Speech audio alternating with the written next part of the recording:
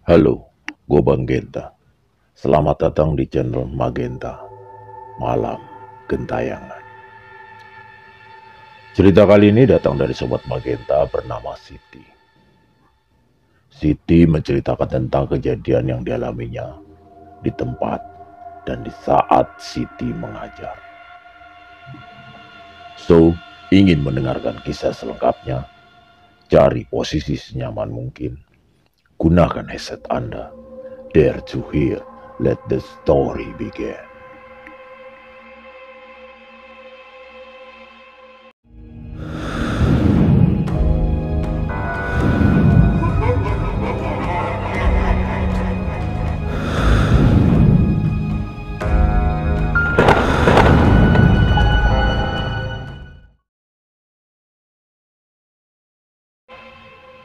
Siti adalah seorang guru di suatu sekolah di daerah Banten. Pada saat jam pulang anak-anak sekolah, Siti sedang berada di dalam kelas. Ketika itu, suasana sepi dikarenakan anak-anak sudah selesai belajar dan mengajar. Dalam keheningan, suasana kelas yang kosong, tempat saat teman Siti asik memain gawainya. Tiba-tiba teman Siti mendengar sayup-sayup suara anak kecil menangis. Karena Siti ini penasaran dari mana datangnya suara tangis itu, maka Siti mulai untuk melihat di sekeliling area kelas. Namun, tidak ada satupun anak-anak yang berada di dalam maupun di luar kelas.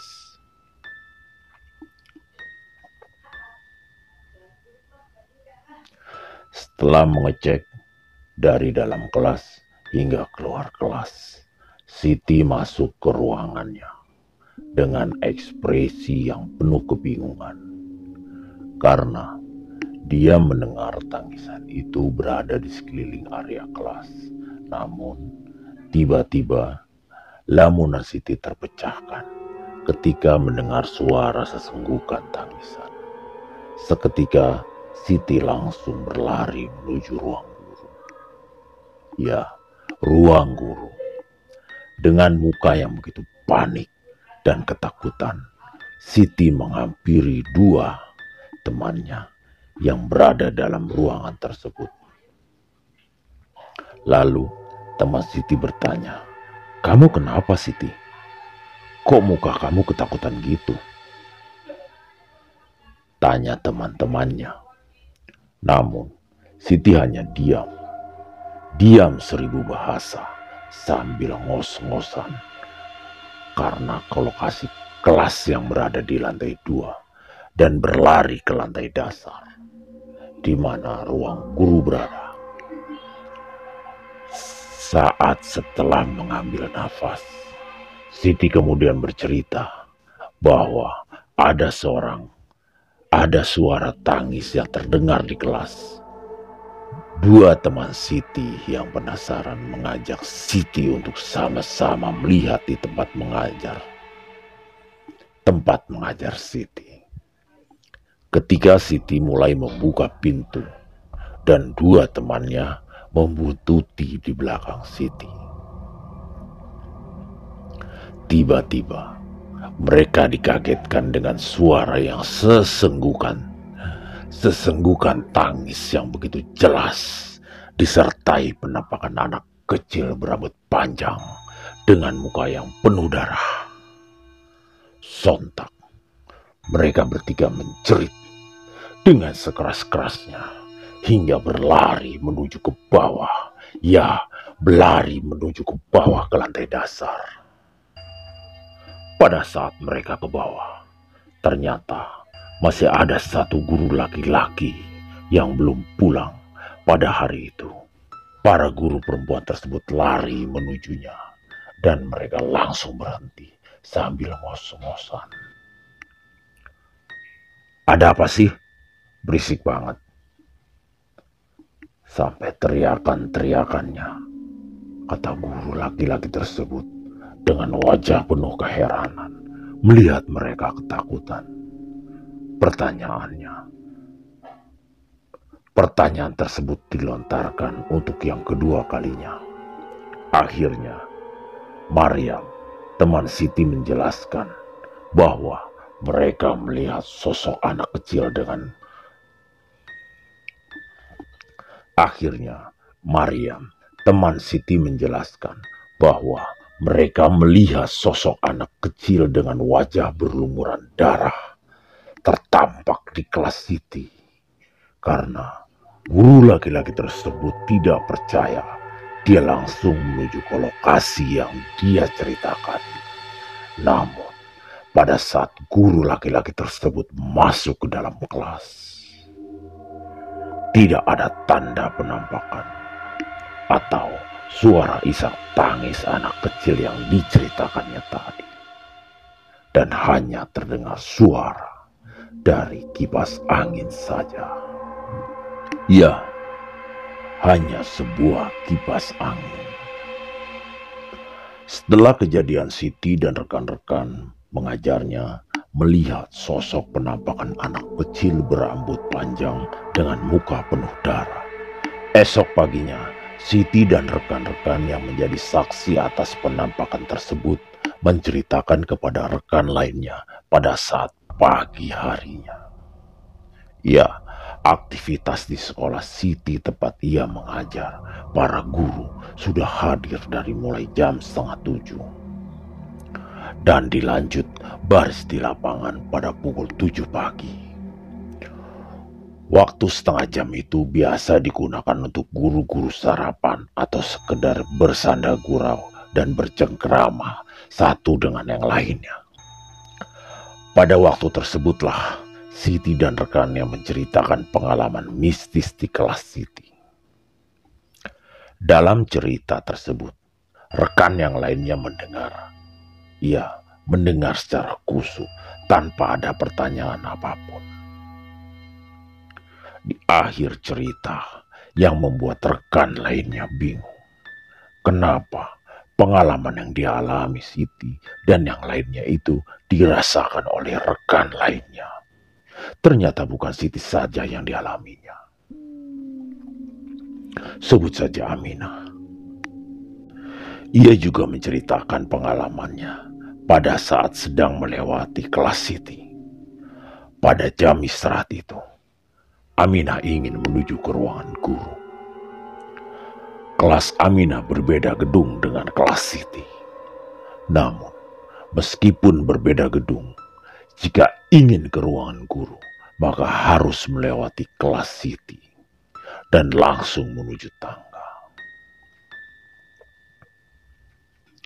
Singkat cerita, Aminah melihat Siti sedang duduk diam tanpa melakukan atau gerakan apapun di mejanya. Aminah yang mengetahui Siti di dalam kelas mengajaknya untuk istirahat di bawah. Bu Siti, Ibu nggak istirahat? Ayo kita turun, ajak Aminah dalam cerita tersebut. Namun, Siti hanya diam dan menoleh ke arah Aminah dengan muka yang datar dan pucat. Melihat hal seperti itu, Aminah tidak mengajaknya. Untuk kedua kalinya, dia langsung bergegas turun ke bawah. Pada saat Aminah sampai di ruangan guru, betapa terkejutnya ia. Siti dan rekan lainnya sedang bersanda gurau di ruang guru sambil menikmati beberapa potong kue yang ada di sana. Bu Siti,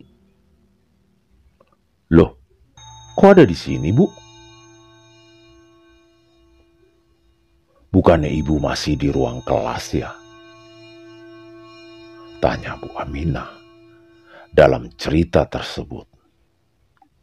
Sebelum melanjutkan cerita itu, Siti langsung mengingat kejadian tersebut dan memotong cerita Aminah yang pada saat itu sedang seru-serunya. Nah, iya, saya ingat tuh Bu. Ibu ngiranya saya duduk diam doang kan di meja saya itu. Padahal udah dari bel istirahat saya di ruang guru timpa Siti. Sontak saja yang lainnya merinding mendengar cerita Aminah dan Siti pada saat itu.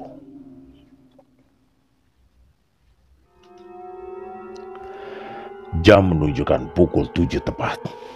Mereka langsung bubar dan menuju ke lapangan untuk baris berbaris. Singkat cerita, di akhir pembelajaran, tepat pada pukul 12 siang, siswa dan guru bergegas untuk melaksanakan sholat zuhur berjamaah. Pada saat itu, masjid di sekolah sedang dilaksanakan atau sedang renovasi. Jadi, anak-anak melaksanakan sholat berjamaah di balai masjid satunya. Balai ini sebelumnya adalah ruang guru dan kelas. Namun, seiring berjalannya waktu, jamaah masjid di lingkungan Siti Mengajar makin banyak. Akhirnya, ruangan tersebut dialokasikan untuk menjadi balai masjid dan dapat digunakan jika keadaan darurat atau urgent. Sama seperti halnya pada saat kondisi masjid sedang direnovasi. Seperti biasa, anak-anak ketika ingin sholat berjamaah, para guru menertibkan anak-anak sesuai dengan safnya. Selang anak-anak sedang melaksanakan sholat, ada satu guru yang mendokumentasikan kegiatan anak-anak yang sedang melaksanakan sholat zuhur berjamaah. Cerita berlanjut pada pukul 7 malam. Sebut saja Adam. Adam adalah salah satu guru laki-laki yang mengajar di sana. Selepas sholat Isya, ia sadar handphonenya berdering, tanda notifikasinya pesan WhatsApp. Setelah ia masuk ke dalam pembahasan grup, ia terkejut. Guru yang bernama Novi yang tadi siang ia dokumentasikan anak-anak sholat zuhur membagikan foto tersebut dan menanyakan kejanggalan yang ada pada foto tersebut. Guys, ini anak siapa yang di ujung? Emang tadi ada anak yang nggak sholat? Soalnya mukanya gelap banget, jadi merinding nih, ucap Novi di grup pesan WhatsApp. Sontak, beberapa guru lainnya berkomentar di kolom chat dan bertanya satu sama lainnya. Kemudian Novi mengirim foto yang sudah diedit dan alhasil muka penampakan tersebut mirip dengan tengkorak dengan aksen warna hitam gelap. Seketika semua mengomentari foto yang sudah dijernihkan tersebut dengan komentar merinding dan takut. Foto penampakan tersebut berada di posisi sebelah kiri utara, tepat pada saat anak-anak sujud. Secara logika, jarak penampakan anak tersebut yang tengah duduk di pinggir dengan anak-anak yang sedang sujud itu tidak ada jeda. Walaupun ada, pasti akan terasa sempit karena bertabrakan dengan anak-anak yang sedang sujud. Ditambah kaki dari penampakan tersebut menembus kepala salah satu anak yang sedang sholat.